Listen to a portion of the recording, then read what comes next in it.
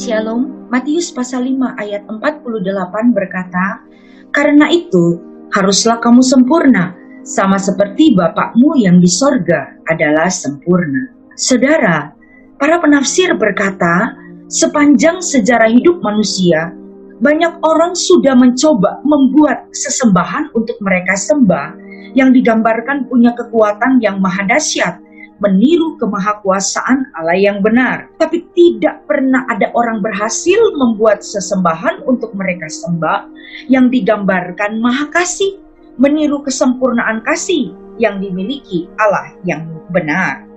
Nah, Allah adalah pemberi hukum yang agung, satu-satunya sumber hukum yang sempurna.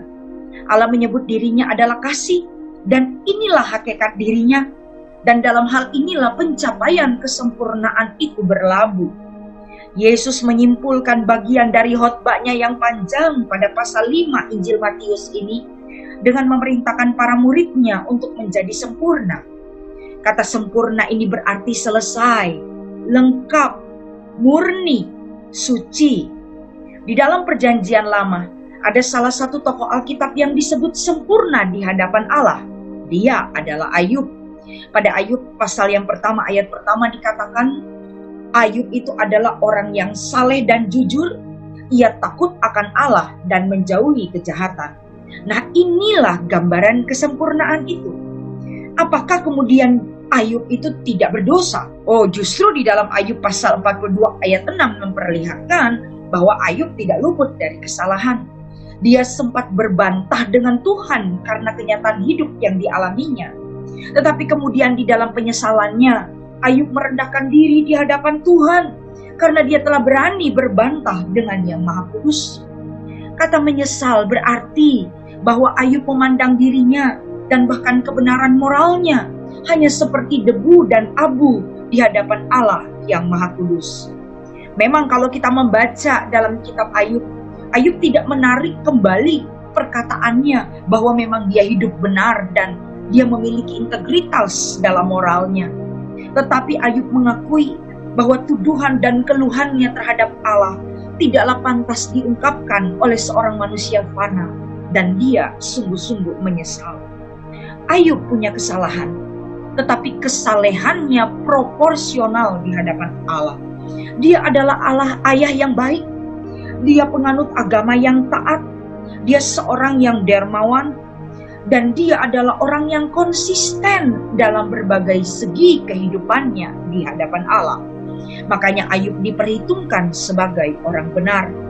Bukan hanya saleh dalam satu hal, tetapi dia saleh dalam segala hal. Hukum yang satu dia lakukan, yang lain pun tidak dia langgar. Nah, konsistensi seperti inilah yang hendak ditegaskan oleh Yesus. Dan tentu saja dengan tingkatan yang berbeda dari sekedar ketaatan agamawi yang dilakukan oleh Ayub. Yesus ingin murid-muridnya itu konsisten dengan tidak hanya religius dalam hal mengasihi sesama, tapi kemudian berubah brutal dalam membenci musuh. Kesalehan umat Tuhan haruslah komplit, haruslah konsisten.